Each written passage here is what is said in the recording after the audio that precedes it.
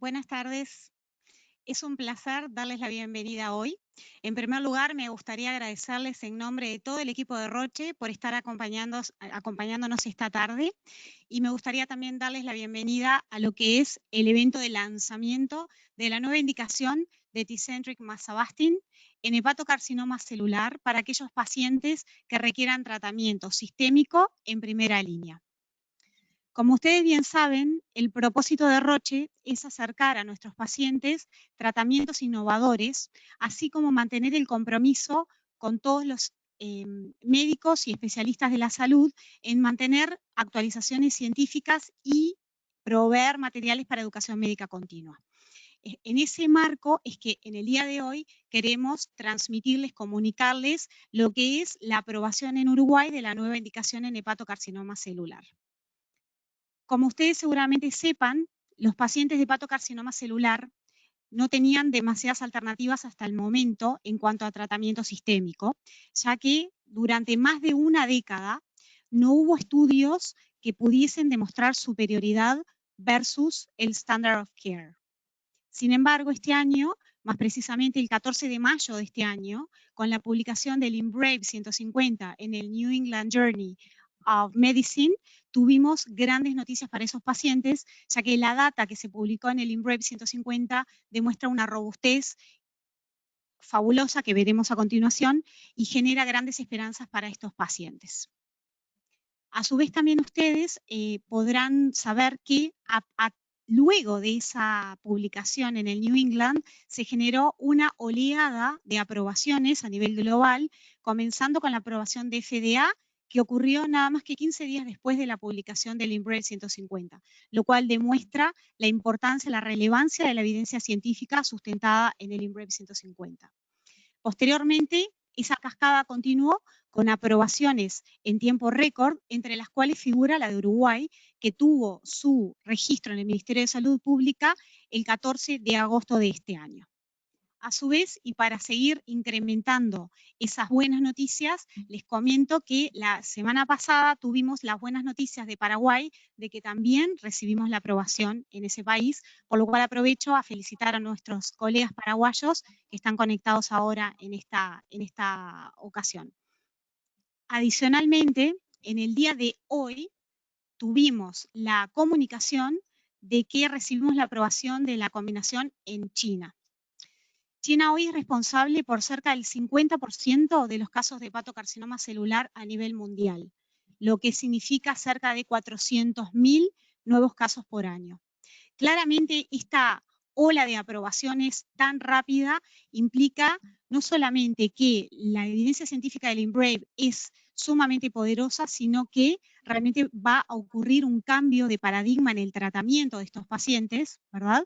Y entonces en esta oportunidad lo que queremos comunicar no solamente es esa evidencia científica, sino también queremos compartirles la experiencia de trabajo en equipo multidisciplinario que vienen desarrollando tanto nuestros colegas españoles, el doctor Javier Sastre y la doctora Maite Maroto, ambos investigadores del IMbrave 150, y que vienen desarrollando en el Hospital de San Carlos en Madrid, como la experiencia que se viene desarrollando localmente. Para eso, en el día de hoy, hemos invitado un panel de expertos local de gran relevancia, y entre ellos contamos con miembros del Programa Nacional de Trasplante Hepático del Hospital Militar y de la Unidad de Hepatobiliar de la Asociación Española. Sin más, me gustaría pasarle la palabra a la doctora Solange Gerona, quien va a ser nuestra moderadora y presentará a los speakers españoles para dar paso al inicio de la actividad. Me gustaría recordar que tienen oportunidad de generar preguntas para que al final puedan ser respondidas tanto por los speakers internacionales como por los locales. Les agradecemos mucho la participación y esperamos que este evento sea de gran utilidad para todos. Buenas tardes. Tenemos entonces el honor de presentar dentro del panel local a dos integrantes del programa de trasplante hepático del Servicio de Enfermedades Hepáticas del Hospital Central de las Fuerzas Armadas. Está Josema Menéndez y Victorio Cervera, que son integrantes de la unidad de hepatocarcinoma dentro de lo que es el programa y el servicio. También nos acompaña Silvana Signorelli, que es oncóloga integrante de la unidad de hepatobilio pancreática de la Asociación Española. Dentro de los especialistas españoles vamos a primero escuchar a Maite Maroto, que es doctora especialista adjunta en el Servicio de Aparato Digestivo del Hospital Universidad de San Carlos, Madrid, y es miembro también de la unidad de patología y encargada de la consulta de hepatocarcinoma. Es jefa de la unidad de patología del Servicio de Aparato Digestivo en el Hospital Universitario Clínico San Carlos de Madrid, y ella participó y colaboró dentro de lo que es estos ensayos clínicos de hepatocarcinoma. Tiene más de 50 artículos y comunicaciones en congresos. Vamos a escucharla a ella primero. Bienvenida, Maite. Bueno, muchas gracias, doctora. Muy bien. Y buenas tardes a todos los asistentes. Gracias por estar en esta sesión. En esta primera parte voy a hablar de dos aspectos que me parecen fundamentales en el manejo del hepatocarcinoma. Por un lado, la importante selección de pacientes para tratamiento sistémico y la importancia del manejo multidisciplinar. Sabemos que el hepatocarcinoma representa la mayor parte de los tumores hepáticos primarios y es una importante causa de mortalidad asociada al cáncer. Además, en el 90% de los casos se desarrolla sobre una etiología conocida como es la cirrosis. En nuestro medio, la incidencia de hepatocarcinoma está aumentando, también unido a la mayor incidencia de la enfermedad hepática por depósito graso. ¿Y por qué aparece el hepatocarcinoma? Sobre la base de inflamación y fibrosis que ocurre en los pacientes con cirrosis, se desarrollan una serie de alteraciones genéticas y epigenéticas que acaban generando los nódulos displásicos, y sobre estos a su vez se acumulan una serie de alteraciones moleculares que acaban dando lugar al hepatocarcinoma. Este tumor es uno de los tumores sólidos que tiene menos mutaciones que pueden ser diana de terapias moleculares, y no existe una mutación que pueda ser utilizada en la práctica clínica para predecir una respuesta terapéutica. Los subtipos moleculares además se asocian con características clínicas, pero esto no tiene utilidad en la práctica habitual. Otro aspecto importante es que el hepatocarcinoma también está compuesto no solo de células tumorales, sino también de células relacionadas con la respuesta inmune. Y esto será la base de la efectividad de los inhibidores de checkpoint inmunológicos, de los que luego hablaremos. Sabemos que se diagnostica en la mayor parte de casos dentro de programas de cribado, aunque también puede ser diagnosticado por síntomas de la hepatopatía de base o por síntomas tumorales. También conocemos la forma de diagnosticar el hepatocarcinoma. Existen criterios radiológicos que nos pueden dar el diagnóstico en pacientes que tengan ya de base una cirrosis o una hepatitis B, pero si no la tienen es necesaria la histología. Aquí también les muestro la de sobra conocida clasificación de BCLC, que también es la más utilizada a nivel internacional y que tiene pues la peculiaridad de que no solo incluye la carga tumoral, sino que también incluye la función hepática, el estado físico del paciente y la presencia o no de síntomas relacionados con la enfermedad tumoral.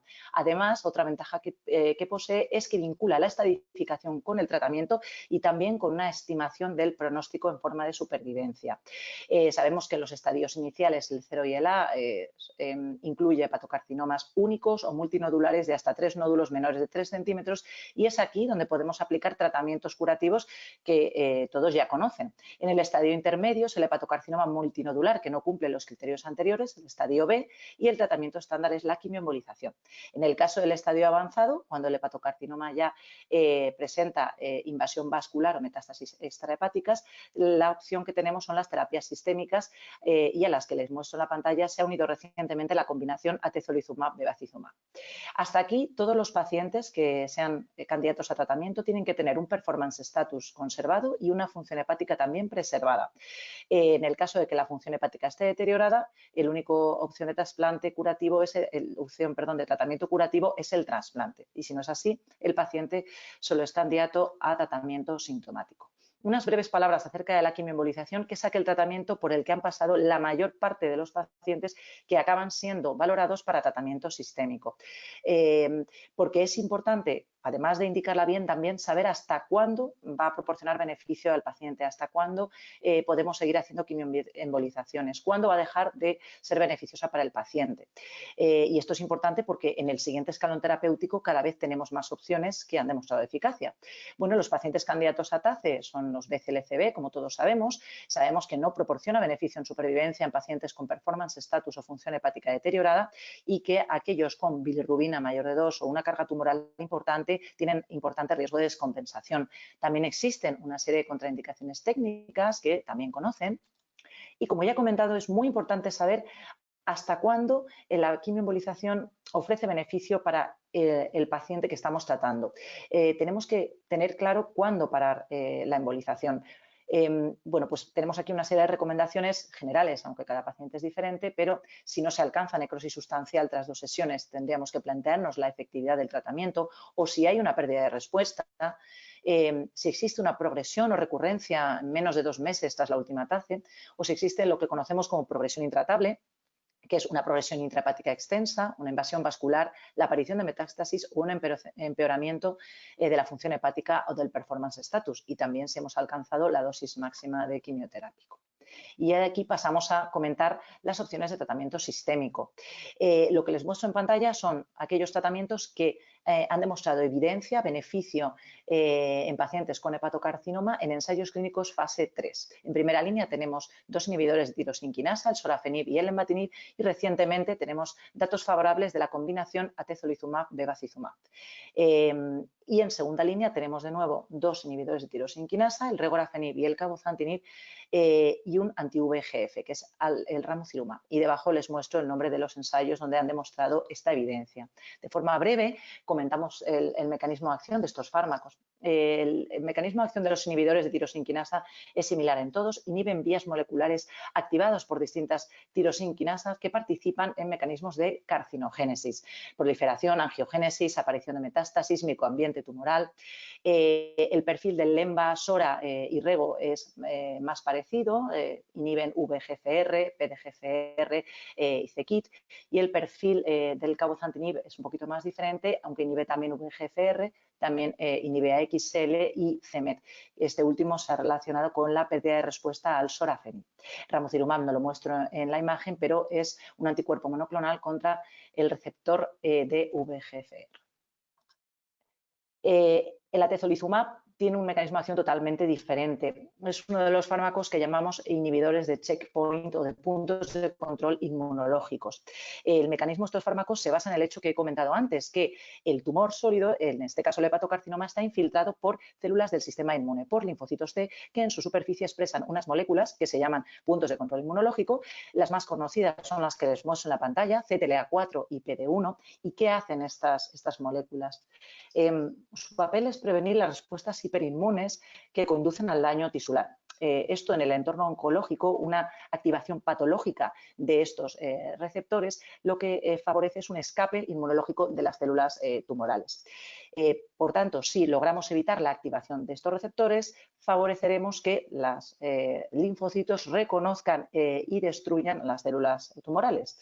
En el atezolizumab es un inhibidor del ligando de PD1, como ven en la imagen. ¿Y por qué se une, en este caso, a la combinación? ¿Por qué se combina con un anti-VEGF, como es el bevacizumab? Bueno, pues porque existen otras vías de evasión inmune, como es la sobreexpresión de VEGF, que se asocia al desarrollo y progresión del hepatocarcinoma. Las terapias anti-VEGF, por tanto, reducen la inmunosupresión mediada por VEGF en el microambiente tumoral, y además se sabe que potencia la eficacia de los anti-PD1 y anti-PDL1, favoreciendo la infiltración de linfocitos T en el tumor.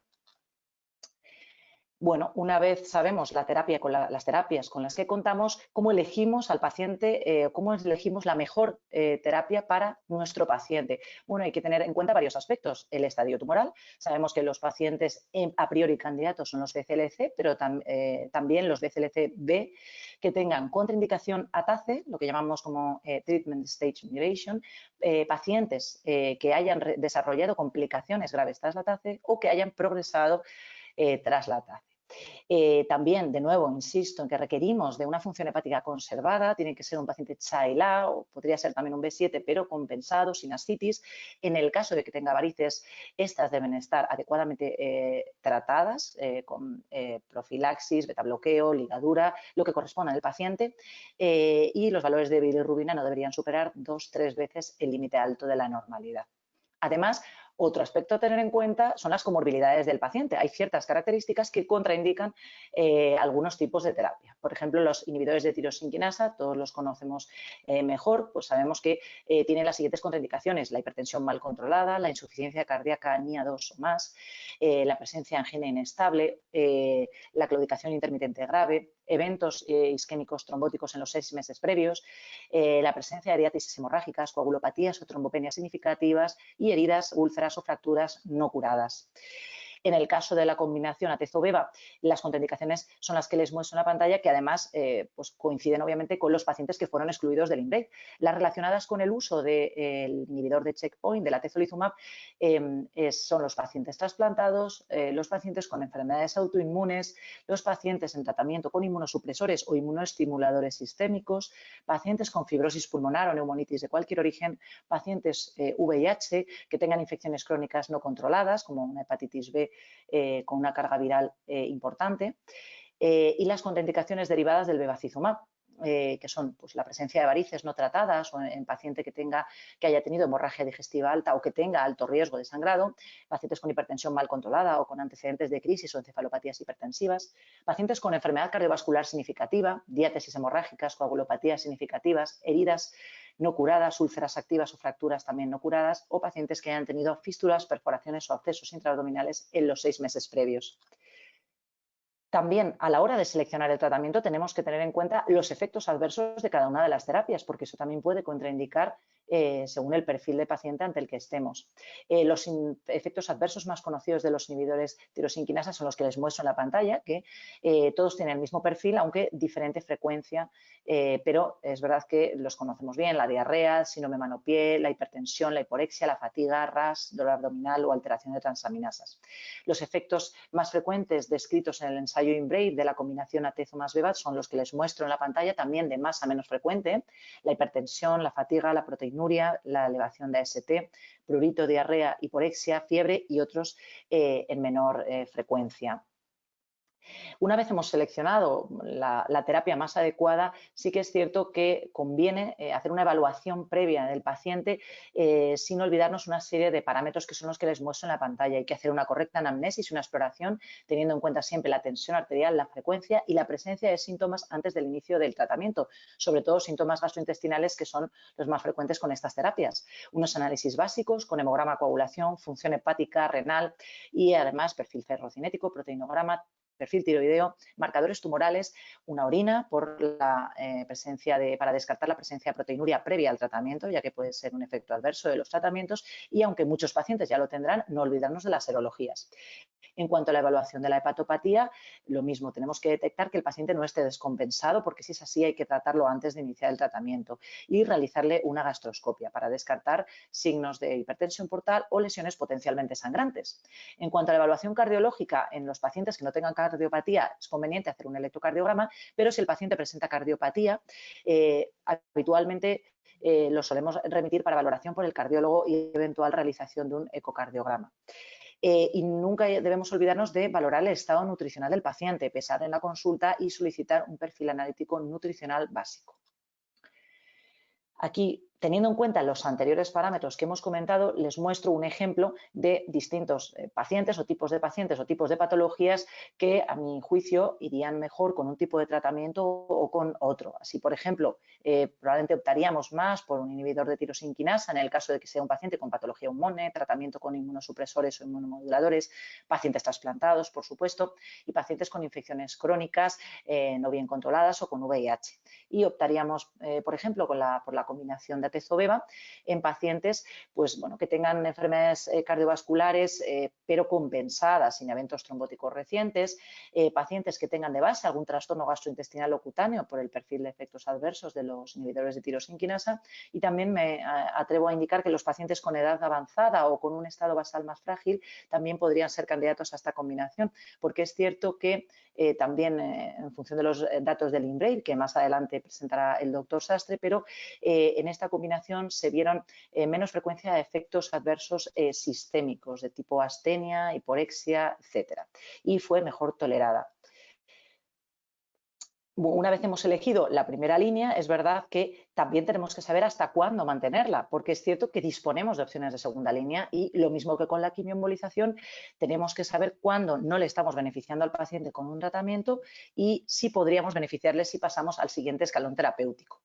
Un factor puede parecer obvio, pero que es lo más importante, es saber si tenemos disponible una segunda línea, que no en todos los centros va a ser así.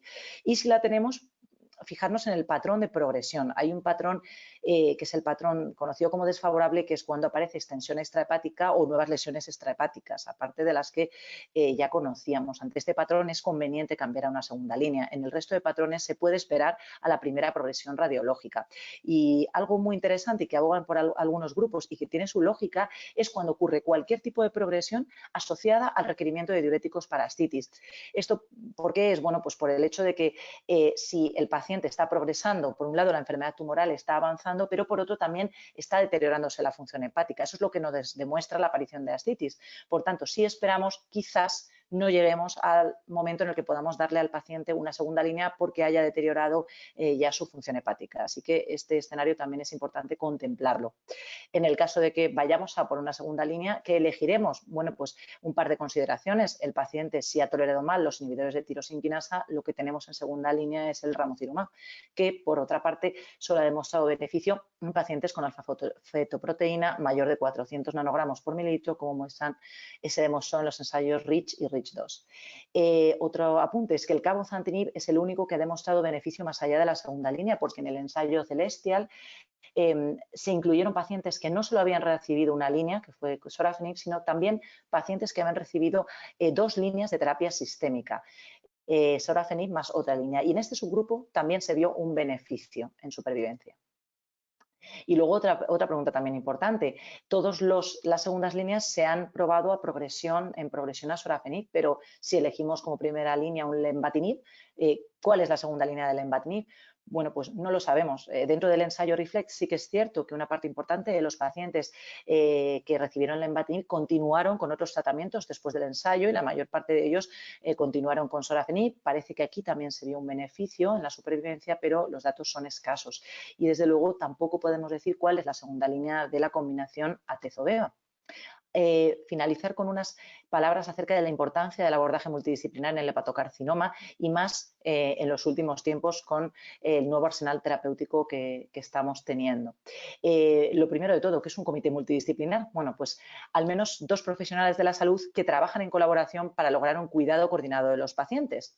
Y todos sabemos que en los comités multidisciplinares, puesto que ya en la mayoría de centros pues ya se empiezan a implementar también en el hepatocarcinoma, pues sabemos que es un foro de evaluación, de discusión de casos, también es un entorno de interacción con otros compañeros de la profesión, donde se toman decisiones diagnósticas y terapéuticas, se generan protocolos, se organizan flujos de pacientes y también debería ser una fuente para registros epidemiológicos y para evaluar los resultados. Y sabemos que la atención multidisciplinar es beneficiosa para el paciente, aumenta su confianza, su satisfacción y su seguridad en la atención que está recibiendo, disminuye los retrasos diagnósticos y terapéuticos, mejora la posibilidad de recibir el mejor tratamiento, muchas veces también integra atención psicosocial y proporciona, en definitiva, una atención centrada en él.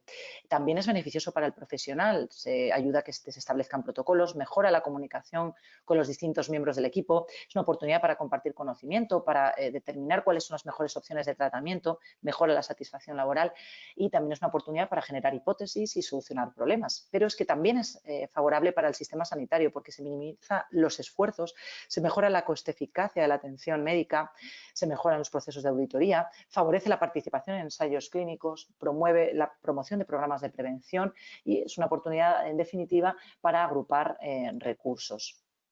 El comité multidisciplinar en hepatocarcinoma, ¿por qué debería implementarse? Pues por lo que hemos comentado, disminuye el tiempo hasta el tratamiento, maximiza la confianza del paciente, genera una hoja de ruta, es también un foro de aprendizaje para los distintos especialistas, favorece la inclusión de pacientes en ensayos clínicos, mejora la supervivencia porque favorece el acceso a tratamientos que tienen mayor evidencia, favorece la continuidad de cuidados, minimiza la redundancia de datos y también genera planes lógicos de manejo de lesiones benignas con potencial maligno. ¿Y cómo debe ser un comité en hepatocarcinoma? bueno, pues debería integrar al menos un representante de cada una de las especialidades implicadas en el manejo del hepatocarcinoma, debe reunirse periódicamente. Lo ideal es que genere también algoritmos institucionales basados en evidencia científica. Si alguna opción terapéutica no está disponible, también debe establecer nexo con los centros que dispongan de estas opciones terapéuticas. Y el comité en hepatocarcinoma ha venido para quedarse, porque cada vez vamos a ver más incidencia de hepatocarcinoma, vamos a tener mejores terapias sistémicas, vamos a detectar antes el hepatocarcinoma y vamos a tener mejor cuidado de la cirrosis, con lo cual los pacientes van a vivir más y van a poder recibir más tratamientos. Y existen estudios que en distintos centros demuestran una mejoría de distintos parámetros tras la instauración de los comités multidisciplinares. Aquí solo les dejo una muestra, y es que han demostrado aumentar la supervivencia, mejorar el acceso a los tratamientos, también favorecer un diagnóstico más temprano y generar una mayor tasa de tratamientos curativos. Y estos, como ya digo, son solo ejemplos. Dentro de un comité multidisciplinar, todas las especialidades van a aportar y van a enriquecer en cuanto al manejo de los pacientes. En cuanto a las especialidades médicas, tenemos por un lado la parte de la oncología, que su experiencia en otros tumores nos va a ayudar a impulsar la terapia dirigida, que en el hepatocarcinoma todavía pues, no es posible, pero algún día llegará. También a impulsar la inmunoterapia, ya dado que en la oncología pues, tiene más uso y tienen más experiencia en este caso. Impulsar la investigación clínica y algo no menos importante, que es controlar los síntomas derivados de la neoplasia con el contacto directo con los servicios de paliativos. Y por su parte, la hepatología tiene, por supuesto, que participar en tratamiento antitumoral, pero siempre fijándose, siguiendo y tratando la patología hepática crónica de base y la etiología de la misma. Además, como muchas veces son los especialistas que conocen al paciente durante más tiempo, lo llevan siguiendo desde antes de la aparición de su enfermedad tumoral, desde por el manejo de la hepatopatía crónica, también puede saber a priori cuáles son los pacientes pues, más óptimos para un tratamiento o para otro. Puede hacer lo que llamamos la preselección de candidatos. Y sobre todo, algo muy importante, prevenir y tratar las descompensaciones antes y durante el tratamiento antitumoral, que como ya digo es algo fundamental. Lo ideal es que los comités multidisciplinares tuvieran herramientas de evaluación, de autoevaluación en forma de cuestionarios o de checklists, y se han implementado algunas de ellas, como las que les muestro en la pantalla. Esta es un ejemplo en la que se muestran diferentes funciones del comité multidisciplinar con algunos subcomponentes para que se pueda hacer una autoevaluación periódica. Pero no hay estándares de calidad, al menos en España, en cuanto a los comités multidisciplinares, cómo deben ser, qué lo constituye, qué especialidades deben estar incluidas en el comité, cuántos pacientes se deben atender, aunque sí que se recomienda la presencia de unas figuras fundamentales, un coordinador que dirija las sesiones, un gestor de casos que sea el que coordine la atención médica de cada paciente, y lo ideal es que también exista un referente para el paciente. En nuestro hospital, en el Clínico San Carlos, estas son las especialidades que forman parte del comité en el que se discuten los casos de hepatocarcinoma. Tenemos un coordinador que dirige las sesiones, los gestores de pacientes somos las especialidades médicas y nos reunimos de forma semanal. Como conclusiones de este apartado, recalcarlo, es fundamental el manejo multidisciplinar del hepatocarcinoma y es beneficioso para el paciente, los especialistas y el sistema sanitario. Debería implementarse la figura del gestor de pacientes. Los diferentes miembros del comité deben asociarse para participar en la investigación y buscar los mejores tratamientos basándose en la evidencia científica. Se deben monitorizar las actividades clínicas y de investigación del comité para garantizar su calidad. La oncología médica debe impulsar el desarrollo de ensayos clínicos, la implantación de terapias biológicas y la inmunoterapia en colaboración con el resto de especialistas. La hepatología debe tratar la enfermedad hepática de base y guiar la decisión de tratamiento antitumoral colaborando con el resto de expertos en la toma final de decisiones.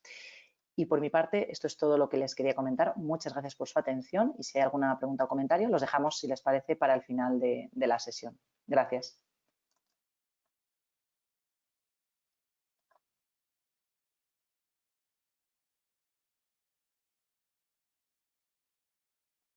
Y neuroendocrinos del Hospital San Carlos de Madrid. El doctor es profesor asociado de Medicina de la Universidad Complutense de Madrid. Ha participado como investigador principal o subinvestigador en múltiples ensayos clínicos y estudios de investigación y ha publicado más de 200 artículos, incluyendo originales, revisiones y capítulos de libros. Es miembro de la Sociedad Española de Oncología Médica y miembro activo en grupos cooperativos. Lo escuchamos. Javier. Muchas gracias, Solange. Agradecer a Roche la invitación para participar en este evento y también felicitarles y felicitar a los compañeros de Uruguay y de Paraguay que van a disponer de este nuevo tratamiento, este nuevo estándar en el tratamiento del hepatocarcinoma avanzado, como es la combinación de atezolizumab más bevacizumab.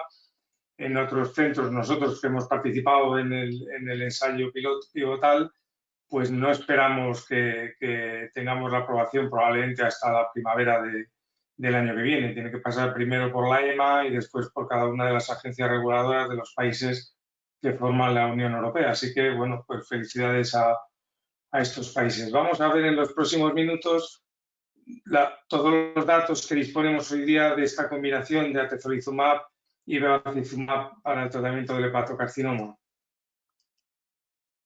Esos son mis conflictos.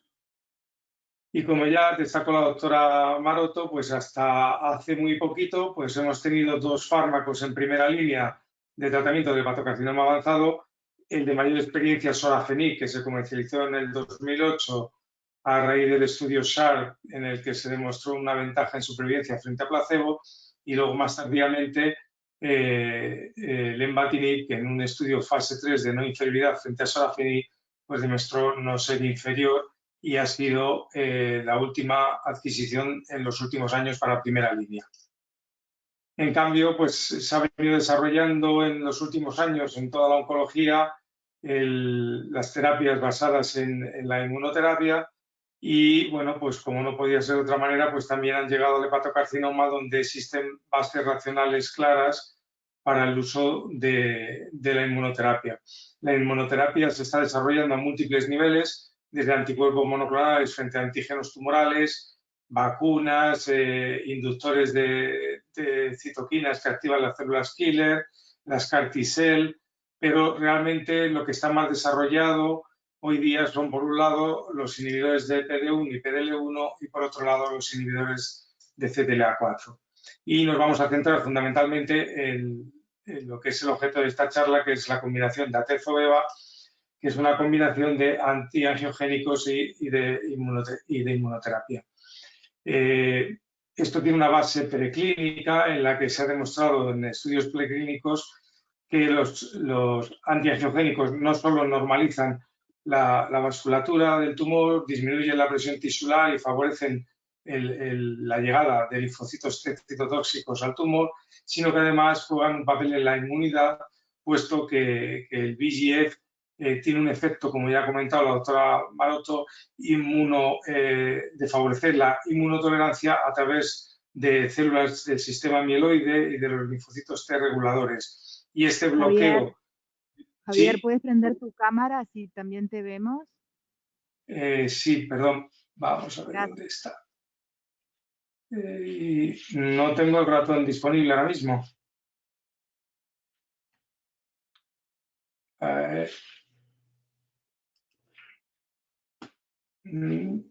Perdonad, pero no tengo...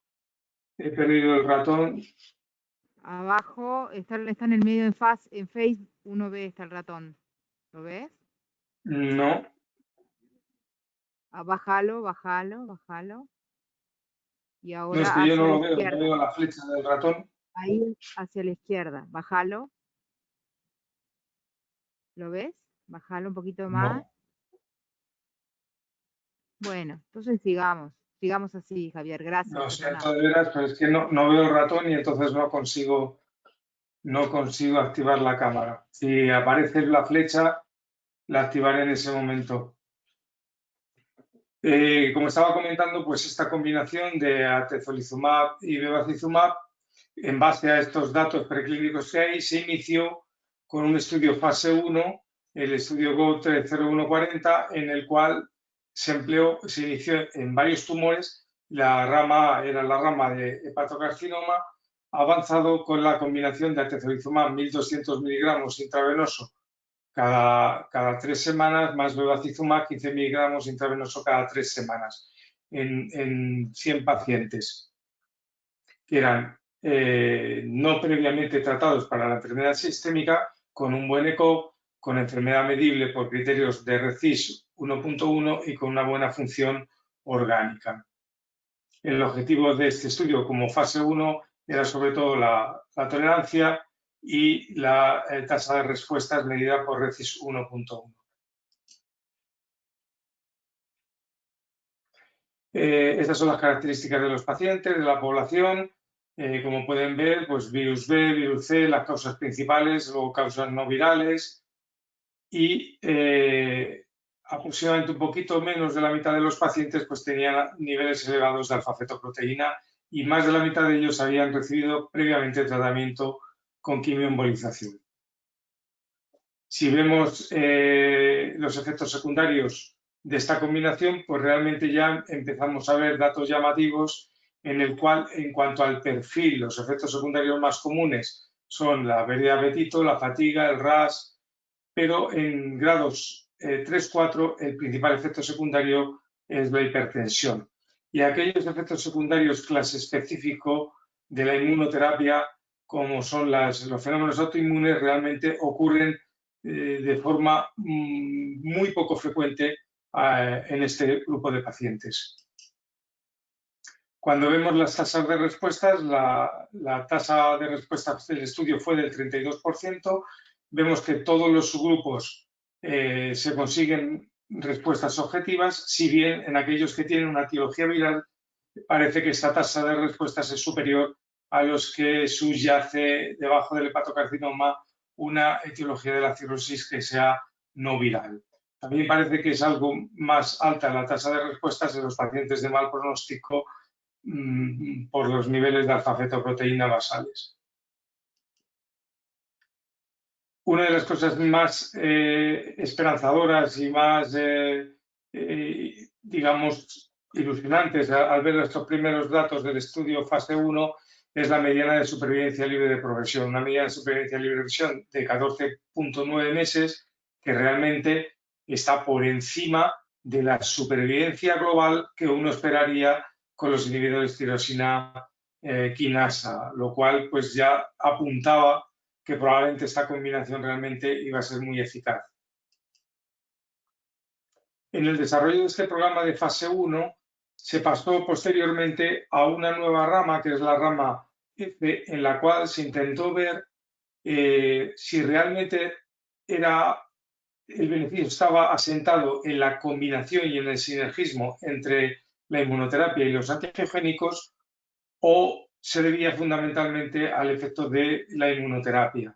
Y entonces se estableció un ensayo dentro del ensayo randomizando los pacientes a recibir la combinación frente a recibir solo atezolizumab. Estas fueron las características de los pacientes de esta rama F, con 119 pacientes incluidos, que están bien balanceados, y vemos cómo realmente el efecto positivo se debe al sinergismo que existe entre el anti-PDL1 en este caso, y el antiangiogénico, con una diferencia muy significativa en la supervivencia libre de progresión, con una alza ratio de 0,55 a favor de la combinación. Ya con estos datos de la fase 1, pues se puso en marcha el estudio INBRAVE, que nosotros participamos en el Clínico San Carlos, para pacientes con hepatocarcinoma avanzados y resecables que no hubieran recibido previa tratamiento sistémico con buena función orgánica, en la que se hacía una randomización 2:1 a recibir atezolizumab y bevacizumab a las dosis de fase 1 frente a sorafenib a dosis estándar de 400 miligramos cada 12 horas. Y se estratificaba por región geográfica, por ECOG, por la presencia o ausencia de invasión macrovascular o afectación a distancia y también por los niveles basales de alfa-fetoproteína de más o menos de 400 nanogramos por mililitro como factor de mal pronóstico de la enfermedad.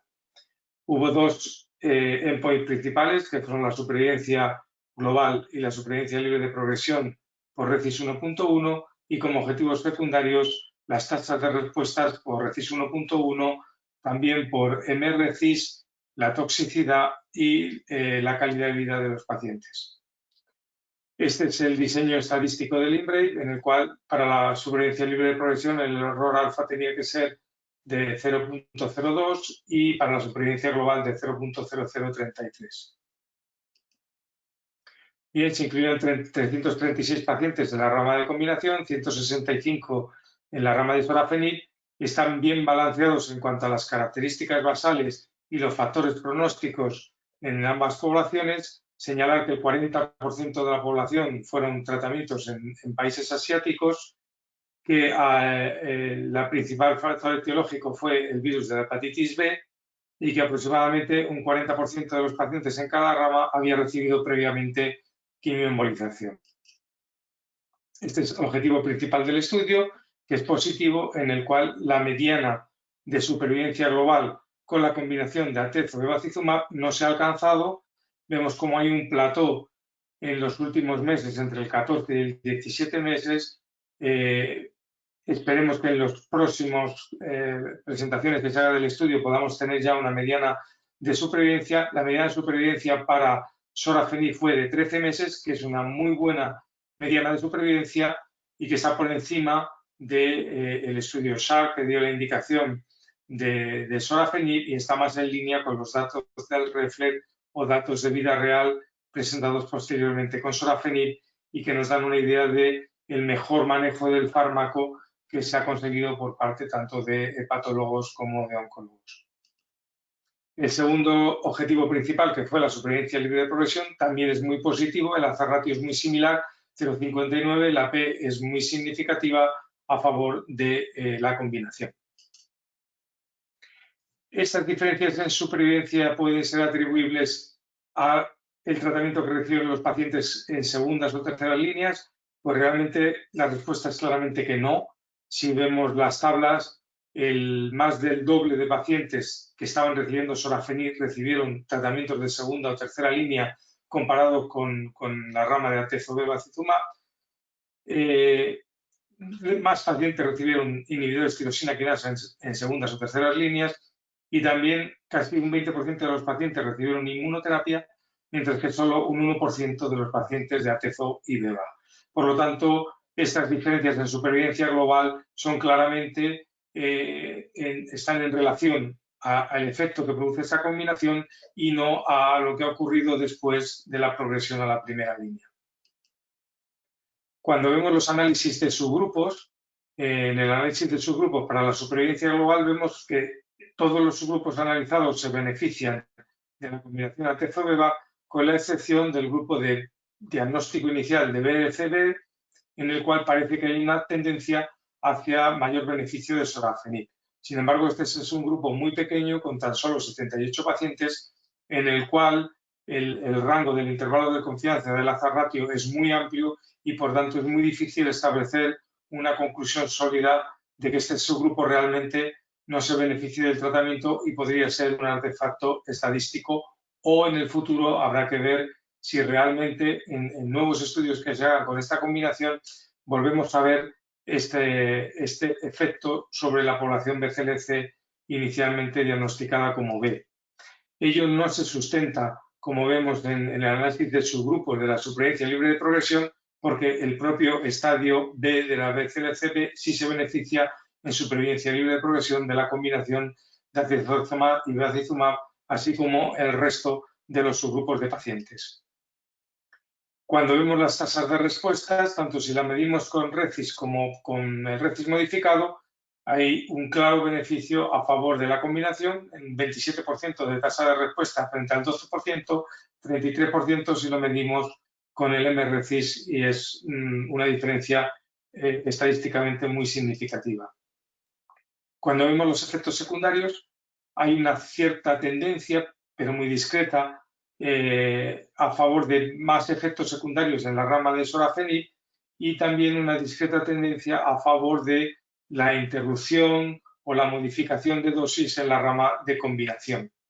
Pero cuando vemos el perfil de efectos secundarios, realmente nos damos cuenta que aquellos efectos secundarios que realmente suponen síntomas para los pacientes y que pueden deteriorar la calidad de vida de los pacientes en grado 3-4 son mayores con sorafenib. Así, la diarrea, el síndrome Manotier, la pérdida de apetito, el dolor abdominal, la astenia, que son sintomáticos y que pueden mermar la calidad de vida del paciente, son más frecuentes con sorafenib, mientras que efectos secundarios más frecuentes con atezo y bevacizumab, como la hipertensión o como la proteinuria o el incremento de transaminasas, pues muchas veces pasan desapercibidos para el paciente y se ven en los resultados de las analíticas o en las tomas de tensiones de los pacientes, pero sin que suponga una merma en la calidad de vida de los pacientes.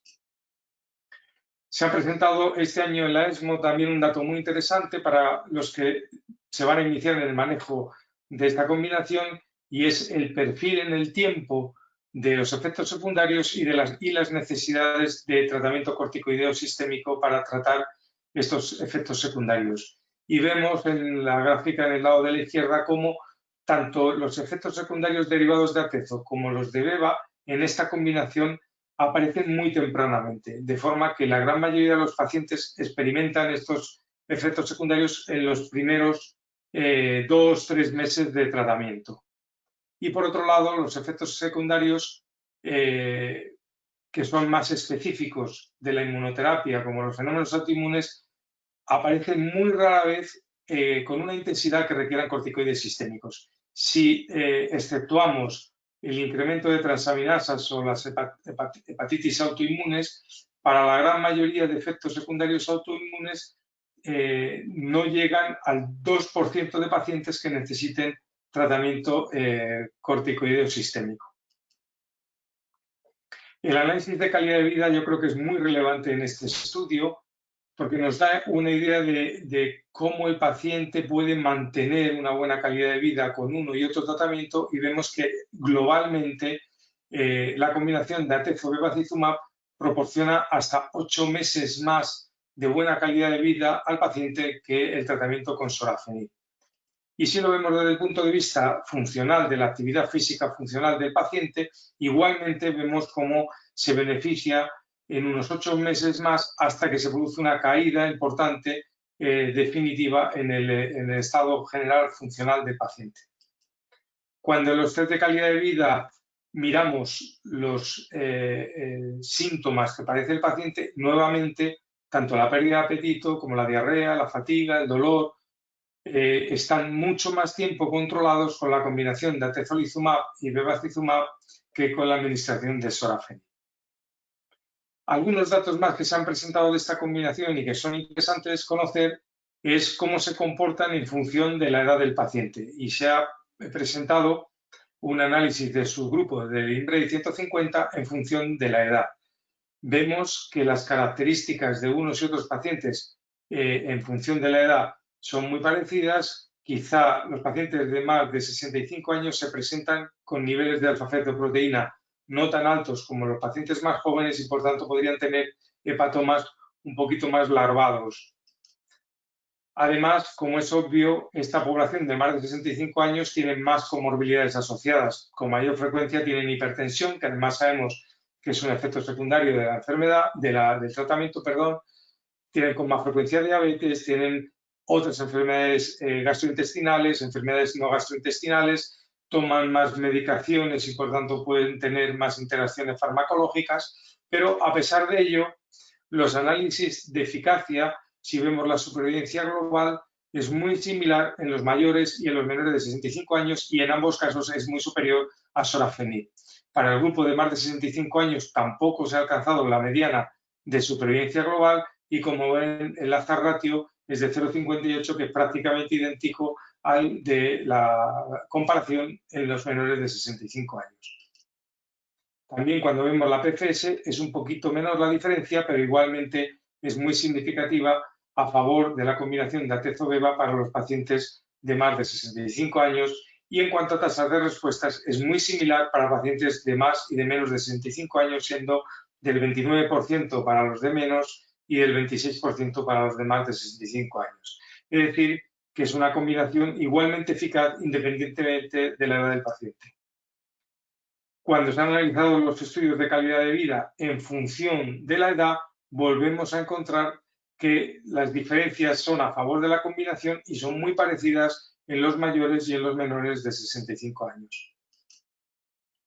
En cuanto a los efectos secundarios, evidentemente los mayores de 65 años tienen un poquito más de efectos secundarios, pero nada realmente muy llamativo que haga que esta pensemos que esta población no puede tolerar bien el tratamiento, y si vemos los números por los diferentes efectos secundarios, vemos como la hipertensión es la más frecuente, pero es muy poca la diferencia, un 5% con respecto a los menores de 65 años, y partimos de la base de que muchos de estos pacientes son hipertensos. Igualmente, para la fatiga, para la diarrea, las diferencias son un poquito superiores para los mayores de 65 años, pero nada que no sea realmente manejable en la práctica clínica.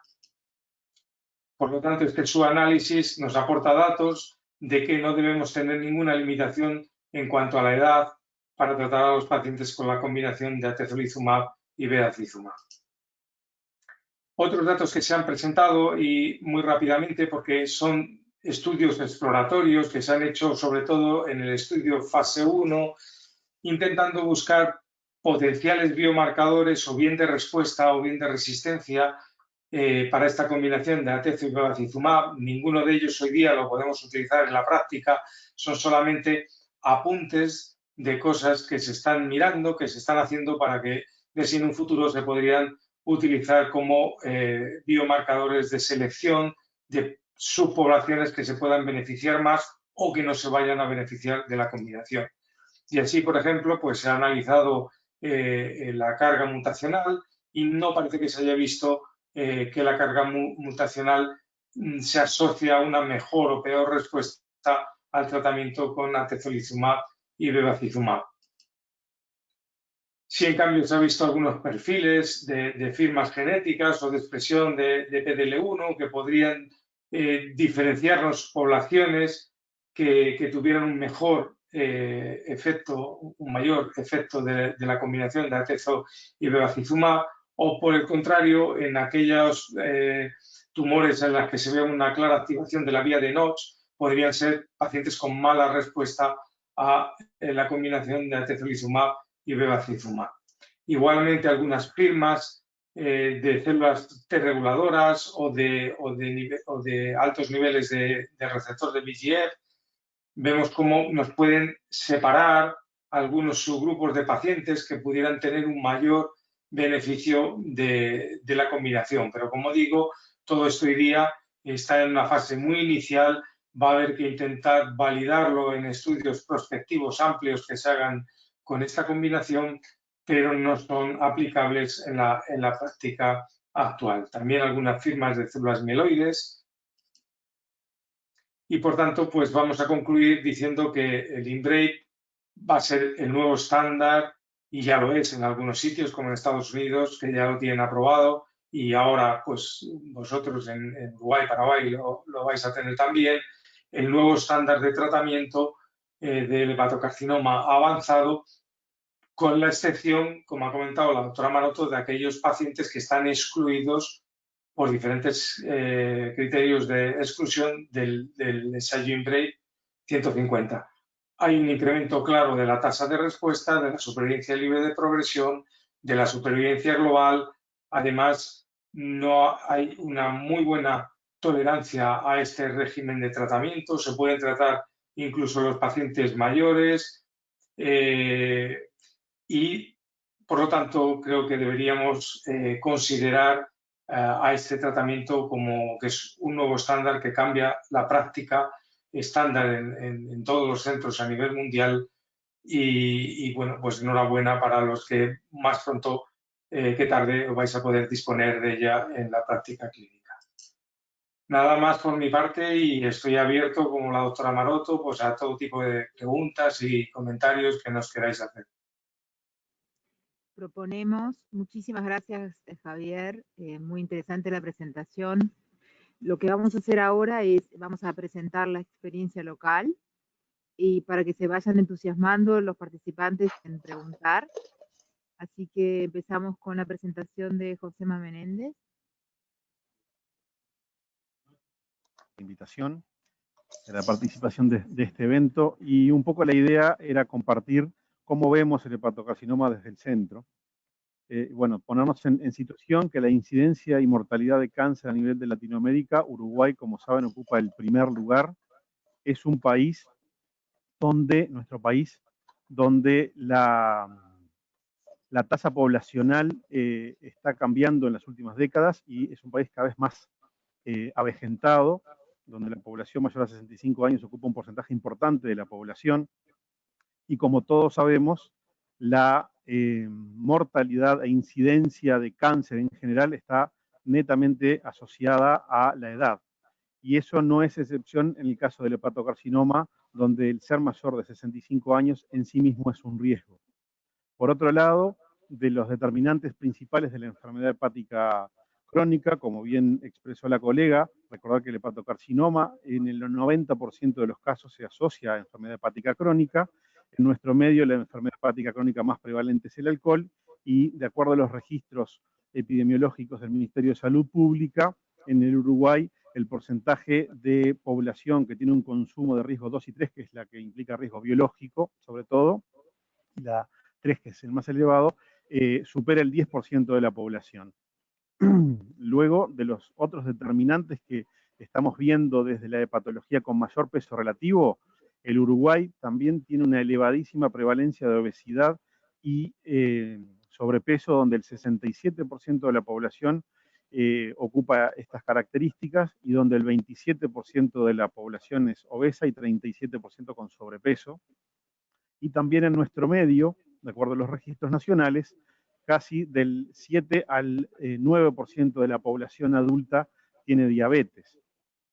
Eso lleva a que dentro de las etiologías del hepatocarcinoma en el Uruguay, como veremos, y a nivel latinoamericano también, el hígado graso es una de las etiologías con mayor peso. Cuando vamos a ver los registros nacionales de etiología de hepatocarcinoma en nuestra población trasplantada, vemos sí que el alcohol es la principal y vemos otra de las etiologías que no nombraste ahora, que es el virus C. La hepatopatía por causa viral tiene una prevalencia importante y en nuestra estadística en este momento todavía no es de gran peso el hígado graso, pero sabemos que a futuro esto va a ocurrir porque es la tendencia internacional. Este es el registro latinoamericano guiado por el doctor Piñero, en el cual nuestro centro participó de trasplante hepático por hepatocarcinoma, y claramente se ve cómo la incidencia de virus C como etiología del hepatocarcinoma en nuestra región viene en descenso, y la línea oscura debajo es la de etiología por hígado graso y tiene una clara tendencia en aumento. Y esto lleva a que las perspectivas, de acuerdo al registro internacional de investigación en cáncer, es que en nuestro medio aproximadamente la incidencia actual es de entre 100 y 150 casos por año, pero que en las próximas décadas esto va a aumentar. O sea que como primera conclusión, desde la perspectiva epidemiológica, el síndrome metabólico y su expresión a nivel hepático, hepática alcohólica, grasa no alcohólica, es hoy y será a futuro una de las etiologías de mayor peso relativo para el desarrollo de cirrosis y de hepatocarcinoma. Por eso queremos resaltarlo y tenerlo en cuenta como factor de riesgo hoy en nuestra población. Y el escenario epidemiológico actual local augura un aumento sostenido de la incidencia de hepatocarcinoma. O sea, si bien hoy, desde la perspectiva quizás oncológica, no es un tumor tan frecuente, tenemos que estar desde la hepatología y la oncología pensándolo y buscándolo, porque cada vez vamos a tener más de estos casos. En lo que refiere a vigilancia y diagnóstico, recordar y repasar que el hepatocarcinoma cumple los criterios de un tumor que se beneficia de una estrategia de vigilancia, está por demás probado y ya totalmente incluido en todas las guías internacionales y regionales. La población de riesgo, la vamos a ver ahora, está bien identificada. La detección precoz impacta en la implantación de tratamientos con intención curativa y esto impacta en sobrevida en estos pacientes. Y recordar someramente que la vigilancia del hepatocarcinoma debe realizarse con ecografía en forma semestral, idealmente por un técnico experimentado, cada 6 meses, y esto acompañado en algunas guías es adoptado, en otras no. Yo creo que en nuestra región, teniendo en cuenta la heterogeneidad técnica a nivel de la ecografía, nos beneficiamos de asociar la alfa-fetoproteína al screening, saber que con esto logramos una sensibilidad en torno al 60%, hay tumores que no se van a detectar, pero se logra un aumento significativo de la sensibilidad diagnóstica con la combinación de ambas técnicas. ¿A quién realizarle búsqueda y vigilancia, screening de hepatocarcinoma? A todos los pacientes con cirrosis. En la población con infección crónica a virus B, tenemos en cuenta que hay perfiles de mayor y menor riesgo que exceden a esta charla, pero sí tenerlo en mente. Y hoy en día, fibrosis avanzada F3 de Metavir, tanto por biopsia como por FibroScan, ya se sabe que el riesgo de hepatocarcinoma inicia previo al desarrollo de la cirrosis, está más validado en NASH y en virus C, pero cada vez más se va a incluir estos pacientes en los programas de vigilancia. Y esto, como decíamos, es la misma filosofía que se aplica, por ejemplo, en cáncer de mama con la mamografía, en cuello de útero, con el cáncer de cuello de útero, con el Papa Nicolau, o sea, ingresar en nuestra mente la vigilancia en el paciente de población de riesgo impactará en la sobrevida de estos pacientes. Esto es un registro de nuestro centro, que ya tiene unos cuantos años, donde vimos qué pasaba con nuestra población, y como ven aquí en el cuadrito inferior, de los que estaban en vigilancia, el 75% fueron diagnosticados en estadio BCLC-A, y fueron, de ellos, el 75% se les pudo ofrecer un tratamiento pretendidamente curativo, y por el otro lado, los pacientes que fueron diagnosticados y no estaban bajo un sistema de vigilancia, el 62% estaban en BCLC-D y el más del 20% estaban en BCLC-C. Y a ellos fue una excepción poderle ofrecerle un tratamiento pretendidamente curativo. Si vamos a cómo estamos a nivel nacional y regional, a nivel nacional y regional, en torno al 50% o menos de los hepatocarcinomas se diagnostican bajo vigilancia. O sea que tenemos mucho por mejorar todavía en ese punto. El diagnóstico ya fue...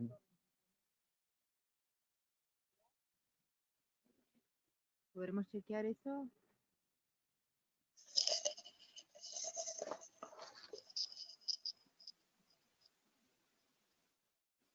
Discúlpame un minuto, ¿sí? Porque estoy... no es Daniel, me dice la audiencia que no se ven las diapositivas de Josema. Si se veía bien la presentación de los profesionales, ¿se ven bien? Perfecto. Bien. Bueno, con respecto al diagnóstico ya fue abordado por la doctora Maroto, pero recordar la relevancia que tiene el diagnóstico por imagen cuando en la vigilancia encontramos una lesión de más de 1 centímetro, el próximo paso debe ser una resonancia dinámica o una tomografía trifásica para buscar el perfil típico de comportamiento del tumor. Es un tumor, como vimos, también se sirve de eso la terapéutica, es un tumor muy vascularizado y nutrido principalmente por vía arterial, y el tumor que se comporta con captación en fase arterial y lavado en fase venoso, más de 1 centímetro, un hígado cirrótico, es diagnóstico de hepatocarcinoma, y vemos como en el algoritmo la biopsia hepática tiene un rol únicamente preponderante una vez que no se logró un diagnóstico adecuado con medidas no invasivas. Recordar también que esto, hoy en día contamos con esta herramienta que es el LIRAD, que es el estándar desarrollado por el Colegio Americano de Radiología, donde permite identificar el tumor que cumple las características que contamos, es el LIRAD 5, que cumple todas las características, y teniendo en cuenta otros parámetros como el crecimiento, la cápsula o el lavado, hay un degradé de imágenes en las cuales el hepatocarcinoma es sospechado y no confirmado, y ahí es donde tiene un poquito más de rol la biopsia hepática. Pero sobre todo sirve para estandarizar el informe, y también invitamos a los colegas imagenólogos al uso de esta herramienta que nos es muy útil en el momento de la discusión de estos casos. ¿Saben? Como conclusión en vigilancia y diagnóstico, todo paciente con cirrosis F3 o virus B crónica debe realizar una ecografía de abdomen y olfato cada 6 meses. Una vez diagnosticada la lesión sospechosa mayor a 1 centímetro, tomografía dinámica o resonancia. La utilidad del LIRAD en la estandarización de estos informes, y recordar que el diagnóstico no requiere biopsia en un gran porcentaje de los pacientes.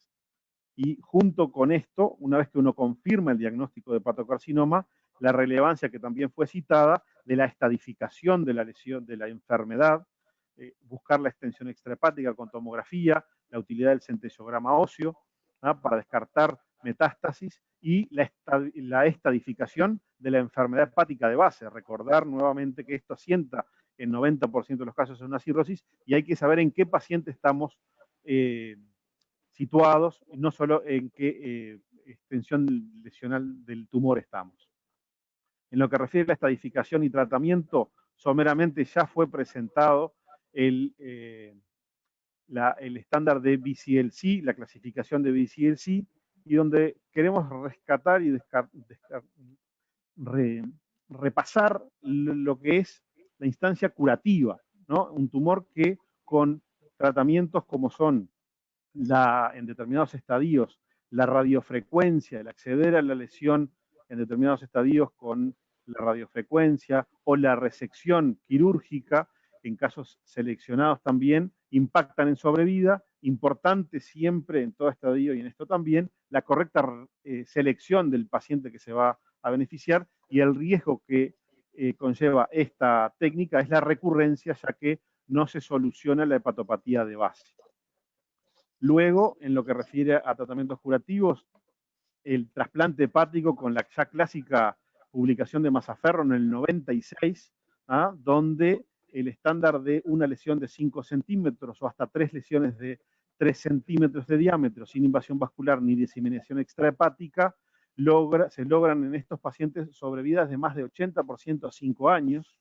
Y hoy en día cada vez más se están adoptando no solo medidas anatómicas y morfológicas, sino, por ejemplo, el AFP model, el modelo AFP de Dubois a nivel desarrollado en Francia, donde se incluye el parámetro biológico o de agresividad del tumor con los valores de alfa-fetoproteína, y es una de las herramientas que estamos empezando a adoptar aquí en el programa de trasplante. Los invito a los de la región. En la próxima edición de la Revista Médica del Uruguay vamos a publicar los resultados del Programa Nacional de Trasplante Hepático con los 10 años de experiencia, y ahí pueden ahondar más en nuestros números si es de interés. Con respecto al estadio B, es muy heterogéneo y ya fue también analizado por la doctora Maroto. La VEDET es la quimioembolización. Tener en cuenta aquí que hay pacientes que exceden los criterios antes mencionados y se pueden beneficiar también de trasplante con lo que es el downstaging, lograr disminuir de estadio, y estar en BCLC-B no significa claudicar a un eventual tratamiento curativo y hay que tenerlo en mente también. La radioembolización, la radioterapia estereotáxica, parecen ser herramientas que también van a tener la radioembolización, ya ha demostrado su utilidad, y la radioterapia estereotáxica parece tener un rol importante que aún no ha sido muy desarrollado. En nuestro medio de radioembolización no hay, y radioterapia estereotáxica, si bien es una herramienta que existe en el Uruguay, no se ha desarrollado en hepatocarcinoma. Y lo que es tratamiento sistémico fue extensamente analizado. Esto es una línea de tiempo que, como ven, arranca en 2014. Vean en amarillo los de primera línea que están validados y los en naranja los de segunda línea validados. Y si aquí pusiéramos todos los trials que están en marcha de tratamientos sistémicos, no me da la diapo ni para arriba ni para abajo. O sea, estamos viviendo un momento de revolución del tratamiento sistémico y de herramientas que están impactando en sobrevida en un cáncer que antes era, en este estadio, prácticamente candidato a paliativos. O sea que eso también es un deber para nosotros, el estar ayornados y el estar atentos a qué va surgiendo en esta materia. Como saben, acá en Uruguay, la disponibilidad es heterogénea. En lo que refiere a ablación y resección, hay centros que lo cubren, hay centros que no. En lo que refiere a trasplante, por suerte está bajo cobertura, por suerte, pero está bajo cobertura del Fondo Nacional de Recursos y es disponible a toda la población nacional. Quimioembolización puse un signo de más delgadito porque es una técnica que está en Uruguay, tiene su costo y no está estandarizada ni cubierta por el Fondo Nacional de Recursos su realización. Tratamiento sistémico, contamos con sorafenib en primera línea y regorafenib únicamente en segunda línea, y bueno, ahora contamos con el atezolizumab avalado, pero esperemos que esté posteriormente validado y con cobertura general. y el Uruguay, por suerte, tiene una adecuada y una buena red de soporte en lo que es cuidados paliativos, y eso es de destacar también. Y luego también que fue analizado en profundidad, tener en cuenta que este abanico, esta panoplia de herramientas terapéuticas es fundamental desde nuestra perspectiva la discusión en el seno de equipos multidisciplinarios. Esto no es una lesión que debe ser abordada desde la soledad del consultorio, debe beneficiarse el paciente de la visión multidisciplinaria en búsqueda de un mejor resultado. Así que para terminar ya, el hepatocarcinoma es un cáncer curable si se diagnostica en forma precoz y oportuna. En Uruguay disponemos de la mayoría de las herramientas terapéuticas más validadas, pero el acceso es algo heterogéneo. Los nuevos esquemas terapéuticos están revolucionando el tratamiento de hepatocarcinoma, y el abordaje debe ser desde un enfoque de equipo multidisciplinario, y esto impacta en mejores resultados y mayor sobrevida para el paciente. Eso es lo que teníamos para compartir, y le paso la presentación al doctor Cervera. Seguimos entonces con el doctor Cervera, que va a hacer la otra parte de la presentación del servicio. Se escucha muy bien, muy clara la presentación. Muchas gracias, Josema. Bueno, buenas noches a todos. Gracias, Solange, por la presentación, y bueno, gracias a Roche por la invitación.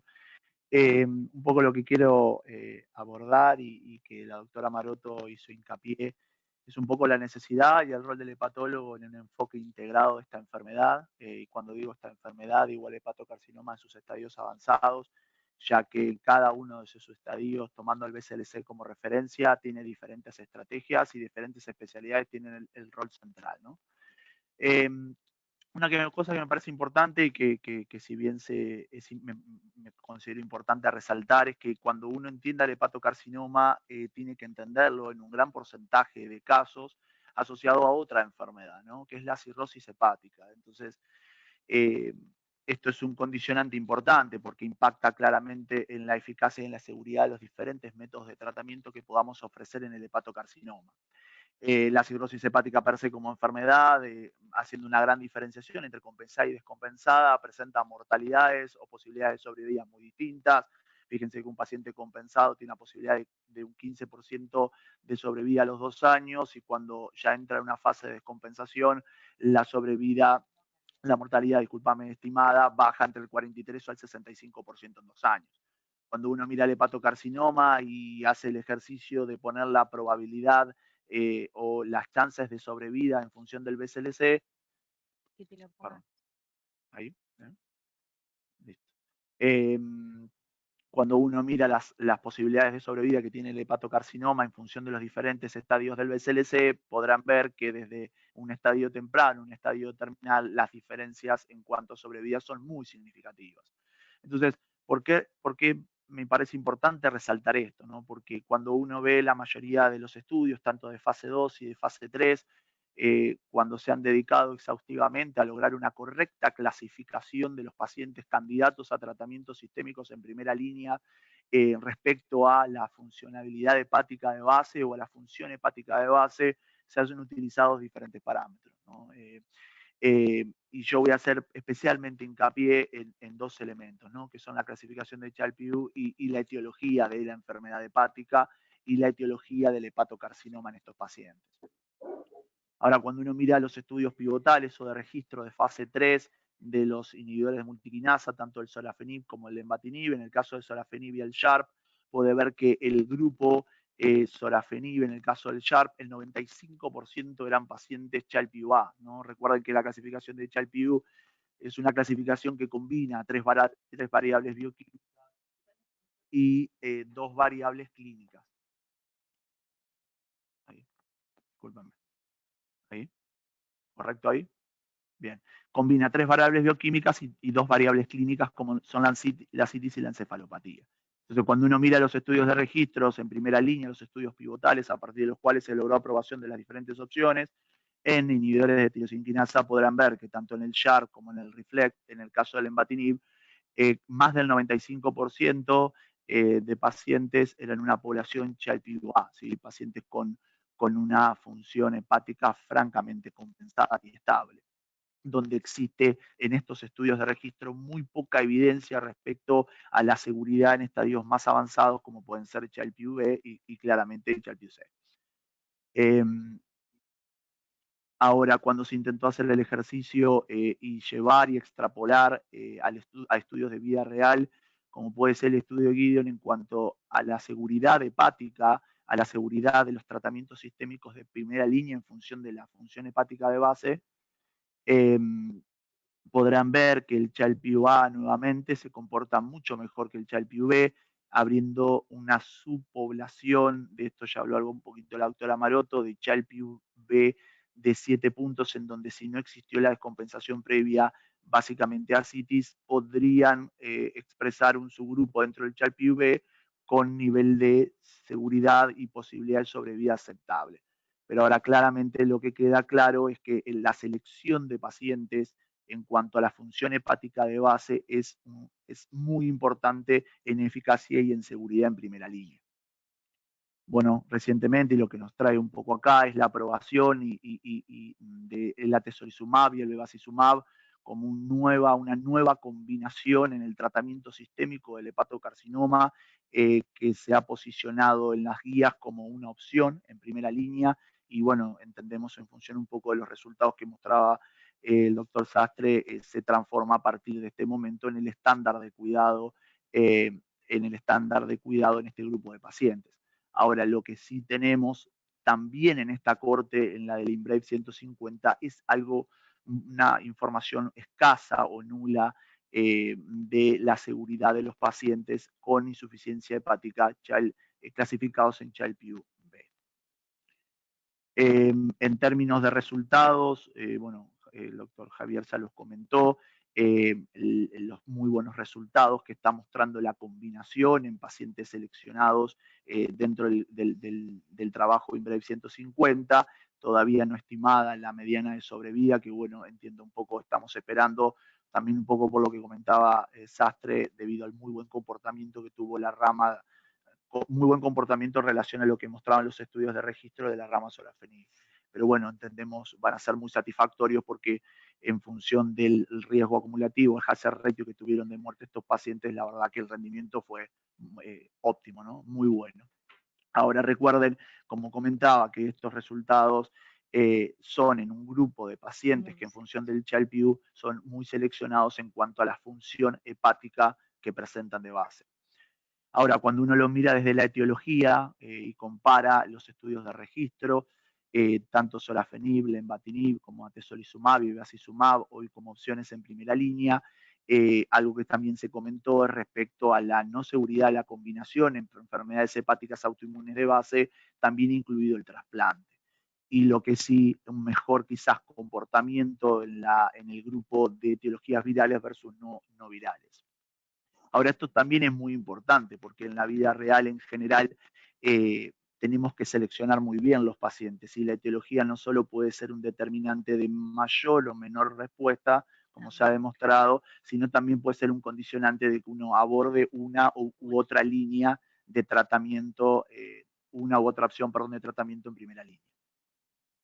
Entonces, me parece importante resaltar desde estas solo dos variables que valoran la enfermedad hepática de un paciente con hepatocarcinoma, el entender que el Child-Pugh tenemos mucha evidencia de eficacia y de seguridad en pacientes con Child-Pugh en todos los estudios de registro y también de vida real, pero todavía nos falta algo de información que, bueno, espero que si hay análisis de cortes posteriores o estudios ya de vida real que se realicen post-marketing, ver un poco más el comportamiento de este grupo de pacientes Child-Pugh B, es decir, con más impacto en la función hepática.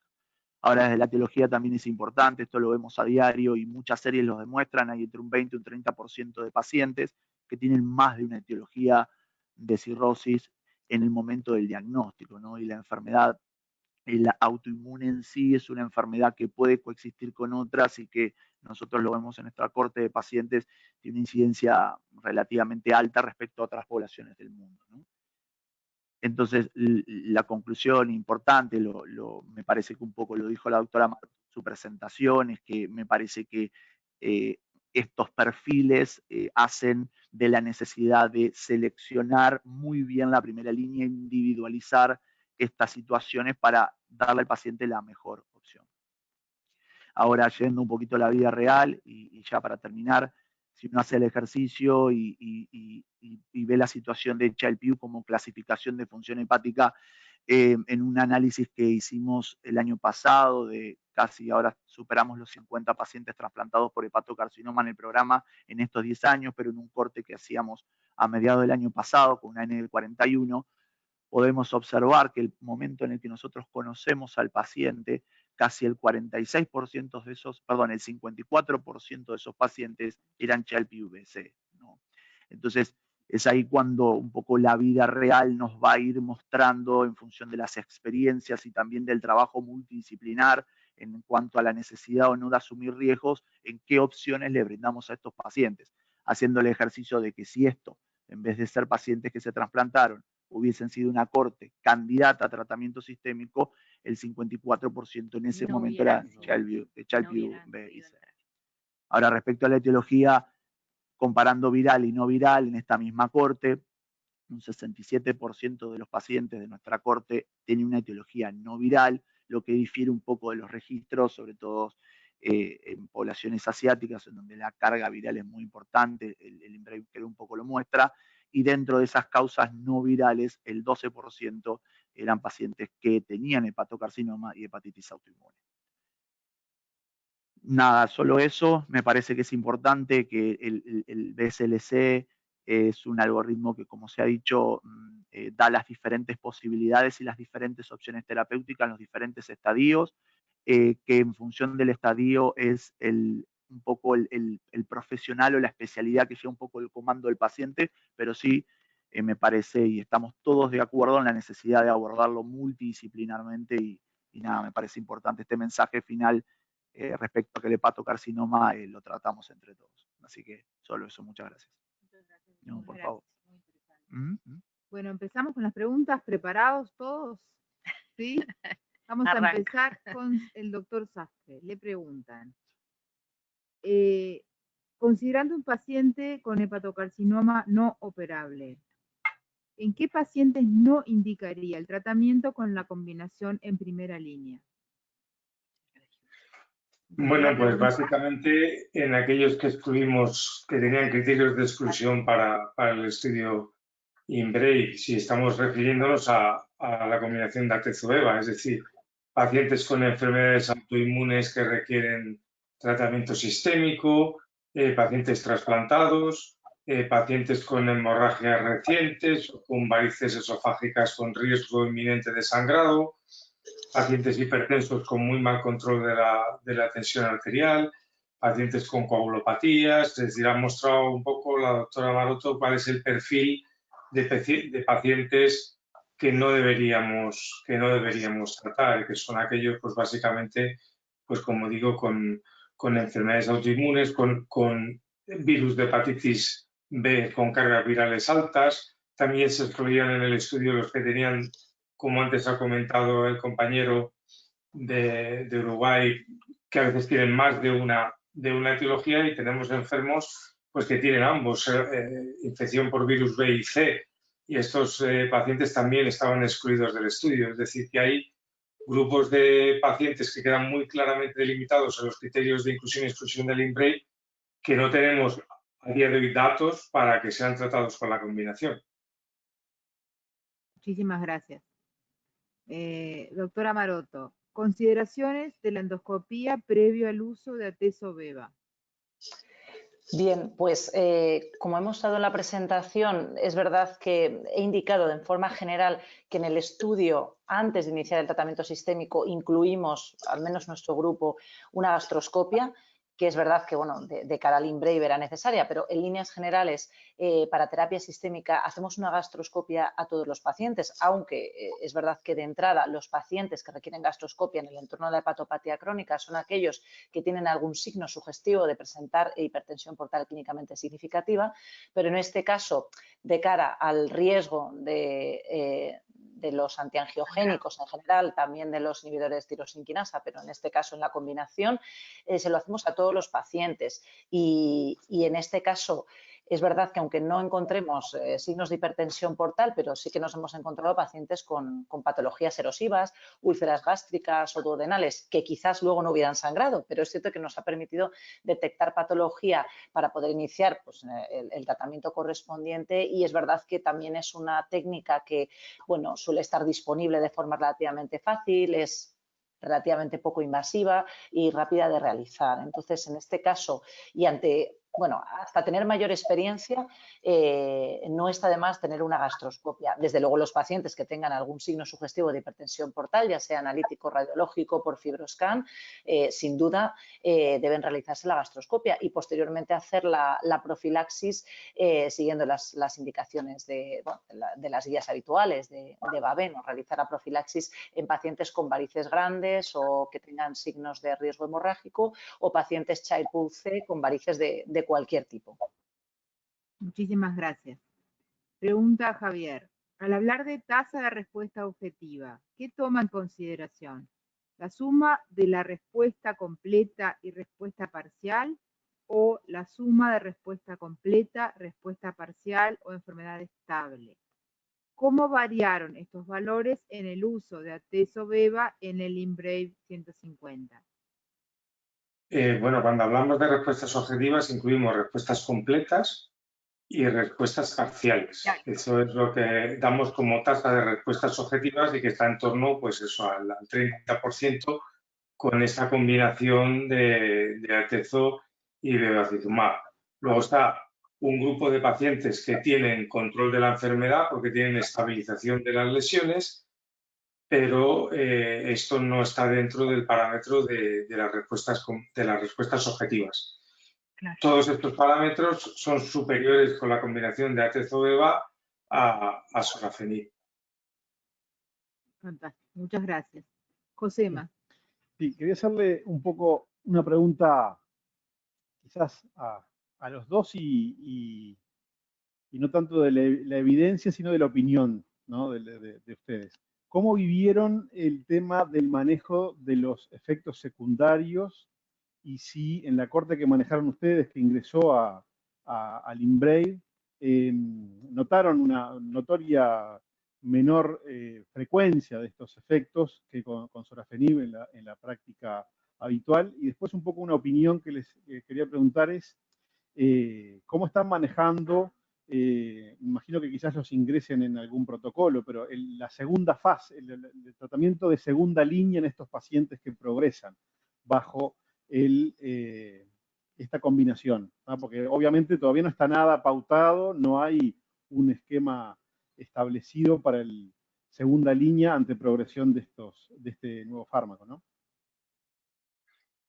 Bueno, la toxicidad realmente, al principio de iniciar el IMbrave no teníamos experiencia porque nosotros no participamos en la fase 1 del estudio de combinación, sino que directamente nos implicamos ya en el IMbrave. Y al principio pues uno teme, dices, bueno, una combinación, inmunoterapia, 15 miligramos kilo de bevacizumab, y aunque tenemos experiencia en otros tumores con esas dosis altas de bevacizumab, pues te esperas que quizá la toxicidad pueda ser superior para la combinación, y lo sorprendente es que no fue así, sino que muy al contrario, la toxicidad, sobre todo la percibida por el paciente y la que te transmite, es muy inferior a la de sorafenib. Es decir, no ves estos astenias de los inhibidores de tirosina quinasa, los síndromes de mano-pie, sino que realmente los pacientes toleran muy bien el tratamiento. Nosotros no tuvimos ninguna reacción autoinmune importante en ningún paciente. Sí tuvimos un paciente con una úlcera gástrica que nos llevó a tener que durante un tiempo parar el tratamiento con bevacizumab, pero que no fue objeto de sangrado, sino que el paciente se quejó de dolor, continuamente dolor epigástrico, y Maite le realizó la gastroscopia y nos encontramos una úlcera importante que hubo que parar el tratamiento durante una temporada. Pero la sensación que te transmiten los pacientes es que están mucho mejor que con los inhibidores tirosina quinasa. En cuanto a las segundas líneas, pues nosotros lo tenemos realmente crudo. porque no tenemos en España aprobado ningún fármaco de segunda línea. No tenemos aprobación ni de regorafenib, ni de cabozantinib, ni de ramucirumab, ni de ningún otro fármaco. Entonces, bueno, en pacientes puntuales, lo que sí hacemos a veces es, en función del tipo de paciente, pues solicitar usos compasivos a la dirección del centro, y algún paciente hemos tratado con cabozantinib, algún paciente hemos tratado con ramucirumab si tenían más de 400 nanogramos de alfa-fetoproteína, pero realmente, bueno, no tenemos datos ahora mismo para tratar a los pacientes con nada especial en segunda línea. Quizá lo ideal sería realizar ensayos clínicos de segunda línea. Estamos intentando promover ensayos clínicos de segunda línea en progresión a inmunoterapia, porque no sabemos muy bien qué es lo que sería lo mejor hacer tras el fracaso a tezo y bevacizumab. Estoy de acuerdo con Javier. En el último apunte es que no hay datos, no podemos decir nada, y de ahí lo que decíamos de la disponibilidad en cada centro. Hacemos lo que podemos, ¿no? Pero es verdad que en este caso, en este punto, no tenemos datos. Y respecto a la toxicidad, estoy de acuerdo con Javier. La toxicidad, la tolerancia al tratamiento, a pesar de los miedos iniciales, fue sorprendentemente buena. También eso, lo que percibían los pacientes, pero que lo que nosotros veíamos también. Tuvimos alguna complicación, como en el caso de este paciente. Tan temidas las hemorragias, pero es cierto que no objetivamos ninguna hemorragia. Incluso esta úlcera, que era enorme, no sangró. Pero es verdad que en eso lo percibimos así, y por eso ya lo he comentado en la presentación. Quizás sea una opción terapéutica en pacientes que de base tengan, pues igual, mayor fragilidad, mayor deterioro sistémico, porque es verdad que a pesar de lo que podíamos esperar, la tolerancia fue bastante buena. Muchísimas gracias. Silvana, tenés una pregunta de la audiencia. Bueno. Tomando en cuenta los efectos de la inmunoterapia a mediano y largo plazo, ¿cómo describirías estos resultados tempranos con atezo y beva? Bueno, en realidad creo que los colegas españoles tienen una facilidad muy grande en habernos transmitido la tranquilidad de lo que ustedes vivieron con los efectos colaterales del atezo y beva. Nosotros, que estamos un poco más acostumbrados a trabajar en otro tipo de tumores con estas asociaciones, es verdad, nosotros la toxicidad la vemos mucho menos, y más el bevacizumab. Al principio, cuando teníamos que utilizarlo, eran unos miedos espantosos, eran pacientes que tenían su tumor puesto y por lo tanto podían sangrar, y todos los cirujanos estaban como en shock porque iban a entrar en puerta con sangrados. Nunca nos pasó en la experiencia de tantos años que tenemos, solamente un caso. Entonces, cuando cayó esto, dijimos, yo prefiero lo que tengo con la toxicidad que tengo, porque nos parecía que la toxicidad debe ser mayor. Pero de verdad, ustedes cómo nos transmitieron su vivencia, nos da ganas de empezar a trabajar con esto. Y sabiendo que ya este tipo de terapias las hemos manejado con otros tumores con miedo, y de verdad el perfil es muy no tóxico, es muy... Entonces,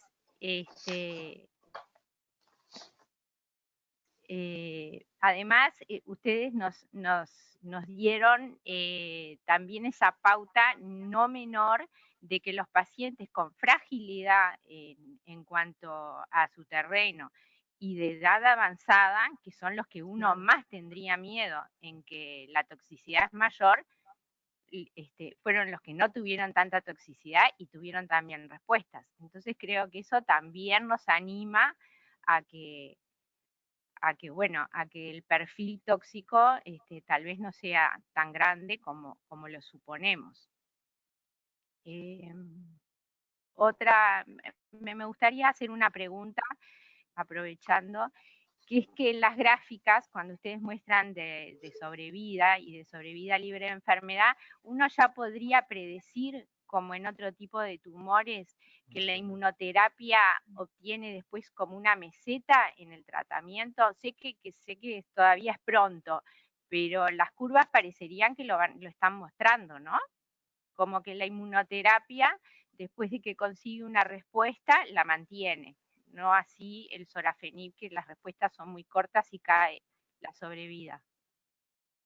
Eso, Sí, efectivamente, aquí vemos en esa curva, es un poco temprana, porque la mediana de seguimiento del estudio no es muy larga. Entonces, será muy importante ver si este año en ASCO o en ASCO gastrointestinal se presentan nuevas curvas, pero sí que es muy típico y como ha comentado la compañera, vemos casi toda la patología que tratamos con inmunoterapia, como hay alrededor de un 25, 30%, 20%, dependiendo de los tumores, de platós, de largos supervivientes, de muchos años de supervivencia, y que la tendencia que se empieza a ver en la curva ocurre. Es decir, hay un plató ya ahí entre el mes 14 y el mes 17, en la cual ahí no se ve caída y, bueno, probablemente va a haber una bajada porque no nos vamos a quedar por encima del 50% de pacientes sin fallecer, ¿no? Pero yo estimo que esta supervivencia probablemente va a estar por encima de los 20 meses y sí que es probable que veamos ese fenómeno de que hay a lo mejor un 20-25% de pacientes que van a vivir bastantes años. Otra cosita es que en los oncólogos que trabajamos con este tipo de terapia, que vemos es que la inmunoterapia como que demora en tener un poco de efecto beneficioso, lo cual uno que conociendo lo que es el hepatocarcinoma en un paciente que ya tiene un hándicap y son pacientes que velozmente y rápidamente decae su estado general, eso en las curvas no se vio. Es como que la respuesta no es más tardía que con los otros, con el sorafenib. Eso no lo vieron. No, eso no lo vimos. Efectivamente, hay muchos de los estudios en otros tipos de tumores, se produce al principio un entrecruzamiento de las curvas y se debe probablemente a ese fenómeno de que... Pero hay que tener en cuenta que el sorafenib no se comporta tampoco como la quimioterapia. Entonces, en otros tumores sí que vemos que a veces pacientes muy deteriorados con tumores que crecen muy deprisa, la quimioterapia tiene un efecto potente y es capaz de rescatar enfermos que no rescata la inmuno porque necesita más tiempo.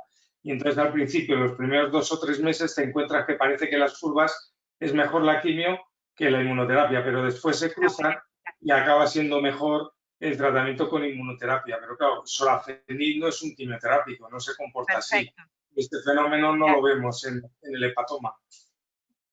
Perfecto, muchas gracias. Otra pregunta de la audiencia, y es una pregunta para Uruguay muy polémica entre los hepatólogos y los oncólogos. Así que a ver qué nos cuentan ustedes. La pregunta es, ¿en qué pacientes requiere confirmación anatomopatológica previo al tratamiento sistémico? Y ahí me gustaría que los dos nos contaran esa respuesta.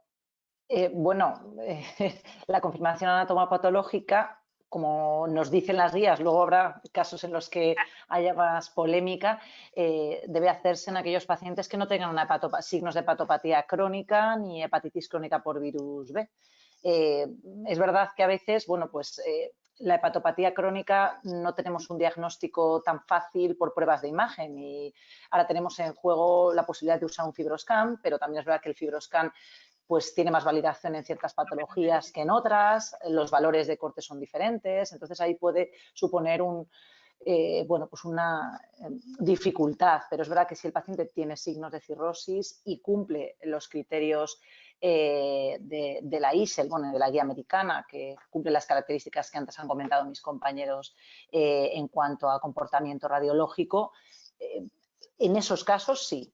Es verdad que si tenemos una lesión hipervascular que no lava, Un paciente que, pues no es cirrótico, pues ahí tendríamos que recurrir a la anatomopatología y probablemente no siempre lo hagamos. A veces damos por hecho que un paciente, pues eso, que tiene una hepatitis C, aunque no sea cirrótico, tiene un hepatocarcinoma y luego nos encontramos pues con angiocarcinomas u otro tipo de lesiones. Entonces, siendo estrictos, el paciente que no cumpla los criterios radiológicos sobre una cirrosis o una hepatitis crónica por virus B debería ir a biopsia.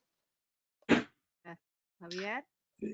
Y yo creo que una cosa es lo que marcan las guías que es necesario hacer en este grupo de pacientes, que ya lo ha explicado muy bien Maite, y otra cosa es el ideal.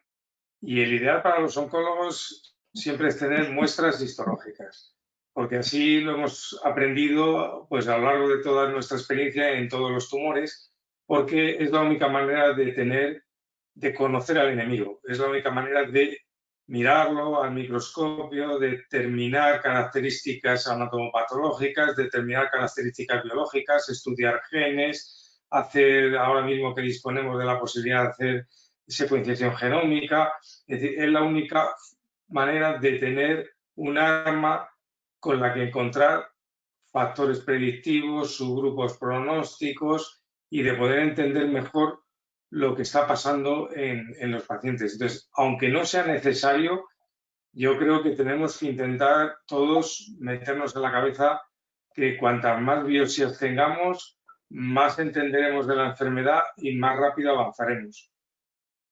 Muchas gracias. Respuestas polémicas.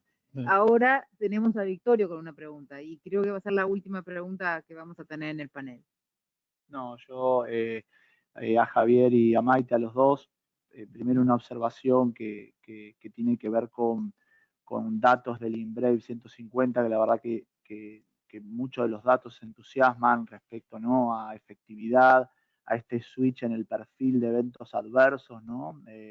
Poner al paciente en un perfil de eventos adversos que tienen mucha menos expresión sintomática y creo, se entiende, tienen menos tasas de discontinuidad por eventos adversos. Creo que eso es muy importante. Un dato importante que me pareció es el porcentaje de pacientes cuando uno compara las dos ramas que obtuvieron respuesta completa, ¿no? Vi que en la rama del INBRAVE, en la rama, perdón, de Atezo-Beva, el porcentaje de pacientes que lograron respuesta completa supera, ¿no?, claramente a sorafenib. Son cosas que entusiasman en esta historia que está iniciando respecto a la inmunoterapia del cáncer y al hepatocarcinoma. Yo lo que te quería preguntar, Javier, era si podés hacer alguna mención especial en los pacientes que tienen elevada alfa-fetoproteína con mayor a 400, quizá como un subgrupo todavía no comprendido bien respecto a si es o no una determinante en cuanto a las probabilidades de respuesta en los pacientes con hepatocarcinomas, ¿no? En el INBRAVE sobre todo. Sí, es un grupo de pacientes que son más agresivos los tumores y también se benefician más del tratamiento. Parece que los análisis de subgrupos se benefician más del tratamiento los pacientes con tumores más agresivos. Pero de todas maneras, los análisis de subgrupos no nos podemos basar, son orientativos, generan nuevas hipótesis, a veces pueden aclarar desde el punto de vista biológico alguna discrepancia, pero tampoco nos tenemos que tomar los análisis de subgrupos como dogmas de fe para la práctica clínica. El estudio está diseñado para todos los pacientes que tienen una serie de características, todos los subgrupos se benefician y yo creo que probablemente vamos a saber más de los análisis de subgrupos cuando tengamos datos de vida real y tengamos volumen de pacientes mucho más alto de lo que tenemos en el INBRAVE y nos permita pues, realizar análisis de subgrupos que realmente lo compongan un número pues, muy elevado de pacientes por grupo. Pero sí es verdad que probablemente y esto es muy típico en casi toda la oncología, es decir, normalmente los tumores cuanto más agresivos son, más se benefician de los tratamientos. Los más difíciles de tratar siempre son los tumores más indolentes. Gracias. Muchas gracias. Bueno, damos la parte clínica por terminada aquí, así que invitamos a doña Rita. Realmente les agradecemos muchísimo a todos los ponentes por las estupendas presentaciones y también por las preguntas que han volcado, que han permitido intercambiar más conocimiento. Realmente vemos la importancia del aporte de cada una de las especialidades al conocimiento y al manejo de estos pacientes. Realmente se vertieron conceptos muy importantes, y rescato algunos, sobre todo los vinculados a identificar los factores de riesgo que permitan la prevención en estos pacientes, el diagnóstico correcto y oportuno, que a su vez permita un tratamiento correcto según el perfil del paciente, y ya cuando ese paciente requiere un tratamiento sistémico, la satisfacción de escuchar que Tecentriq más Avastin se constituyen hoy como el nuevo estándar de tratamiento. Lo estamos viendo ya en las guías internacionales y afortunadamente tendremos la posibilidad de empezar a ver muy rápidamente la experiencia en vida real en función de las aprobaciones que estamos teniendo, como mencionamos previamente, en cortos 5 meses ya tenemos 30 países en el mundo con la aprobación, incluyendo Estados Unidos y China. Eso nos permitirá seguramente poder encontrarnos en breve con más información para seguir discutiendo de los beneficios que estarán recibiendo estos pacientes de nuestra combinación. Les agradecemos enormemente, fue un honor para nosotros contar con la presencia de tan afamados speakers internacionales y locales, así como de la audiencia que nos ha escuchado, que fue bastante amplia. Les agradecemos, les deseamos un buen descanso y los esperamos mañana a las 19 horas de Uruguay para compartir nuevamente la experiencia de España, pero con la mira de la perspectiva de la unidad hepatobiliar de la Asociación Española. A su vez los esperamos en el evento virtual de Tecentriq, que va a ocurrir mañana desde las 8 de la mañana hasta las 22 y al cual están ustedes registrados también y pueden ingresar con los links que recibieron por correo electrónico. Allí van a poder encontrar una cantidad de información súper útil, por ejemplo, la experiencia temprana con Tecentriq y Avastin en México contada por el equipo multidisciplinario del Instituto de Cancerología de México, por ejemplo, entre una cantidad enorme de material audiovisual. Les agradecemos muchísimo y les deseamos buenas noches. Muchas gracias. Gracias a todos. Gracias. Que descansen. Gracias.